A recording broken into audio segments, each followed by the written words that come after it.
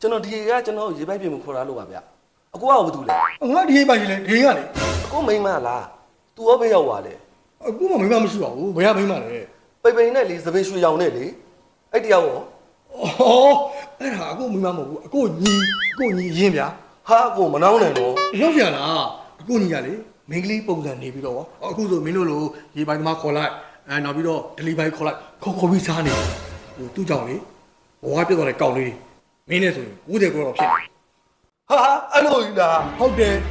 ဟာသွားပါပြီဗျာအားကြောင့်နေရတာစပင်းပြင်းနဲ့တမျိုးကြီးဖြစ်နေတာ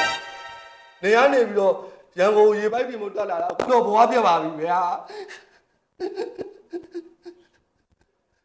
အော်ဟဲ့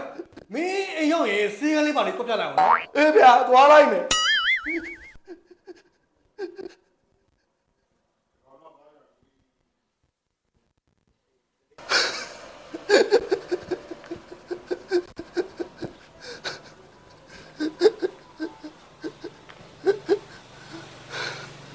တော်ပြီရေပိုင်လည်းမပြင်တော့ဘူးဂျပန်လည်းမသွားတော့ကိုယ့်ကိုရွာပဲပြန်တော့မယ်ကဲပဲဘယ်လိုမှမသိဘူး